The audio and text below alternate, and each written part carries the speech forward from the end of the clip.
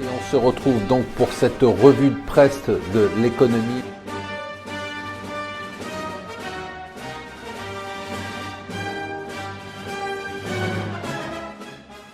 Bonjour et bienvenue sur Mon Financier pour le Morning Zapping du jour. Nous sommes le mercredi 24 avril. C'est vraiment passionnant ce qui se passe au Moyen-Orient, ce qui se passe sur le pétrole. Bon, c'est reparti, hein, c'est une guerre du pétrole, mais une guerre du pétrole qui ne ressemble à aucune autre. Bon, on rappelle les événements, on en a parlé déjà hier dans la newsletter. Les États-Unis avaient donné une sorte de franchise, de sanctions à certains pays comme les principaux acheteurs de pétrole iranien en leur disant bah, vous avez une exemption de sanctions, vous pouvez acheter du pétrole iranien de façon exceptionnelle même s'il y a des sanctions sur l'Iran. Et puis hier, Trump a décidé donc de supprimer ces exemptions. Alors pourquoi? Il avait le choix. Hein. Il y a les faucons d'abord de l'administration américaine qui veulent à tout prix se faire la peau de l'administration, enfin du gouvernement iranien, et donc mettre le pays à genoux. Lui il hésitait parce qu'on va rentrer dans la driving season, c'est-à-dire la saison d'été où les Américains sont très sensibles au prix du pétrole.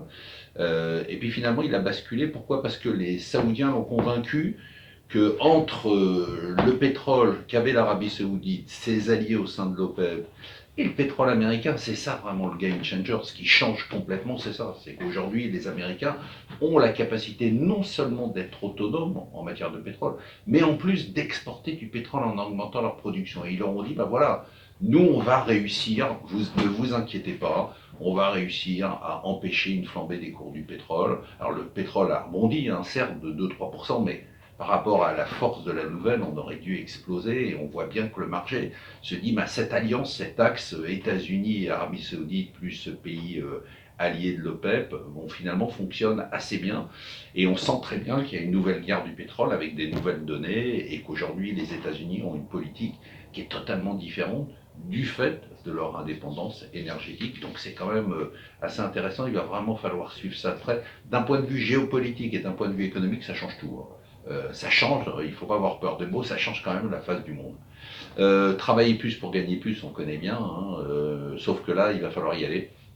Il va falloir que les fonctionnaires travaillent au moins 35 heures, il serait temps. Il va falloir qu'on fasse sauter les 35 heures. Il va falloir qu'on travaille jusqu'à 65 ans. Il va falloir qu'on travaille un jour férié de plus ou alors qu'on ne soit pas payé. Tout ça, tout le monde le sait, hein, il n'y a pas de choix. La question, c'est de savoir si, sur la durée du travail, qui est passée au centre maintenant des débats, Macron aura le courage d'annoncer les vraies mesures demain.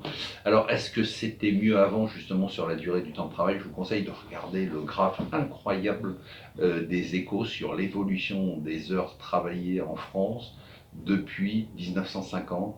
1840 heures, je crois, et on est descendu à 1420 heures. C'est-à-dire qu'on s'est effondré, on travaille beaucoup moins. Les gens expliquent que c'est mieux avant. C'était pas mieux avant, et c'était surtout pas mieux ailleurs, parce que si on regarde le nombre d'heures travaillées, effectivement, on travaille quasiment deux fois moins qu'en Corée du Sud par exemple, mais beaucoup moins qu'en Union Européenne, beaucoup moins qu'aux États-Unis. Je pense que Amazon va finir par rentrer un jour dans le capital de Casino, voire de le racheter. Les rapprochements se font de plus en plus forts. Il y a un nouveau deal, après le deal Monoprix Amazon Prime, maintenant il y a un nouveau deal Amazon Casino.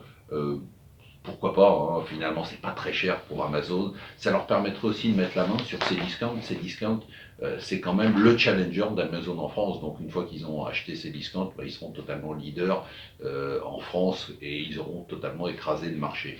Autre événement incroyable, comme quoi les politiciens peuvent faire des conneries mais inimaginables, en faisant ce référendum hein, sur le Brexit. Cameron ne savait pas ce qu'il allait lancer.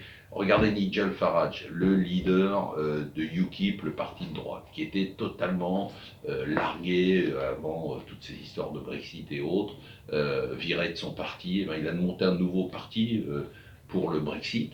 Et son parti est en tête des sondages des élections européennes, alors qu'on ne sait même pas s'il va y avoir élection européenne.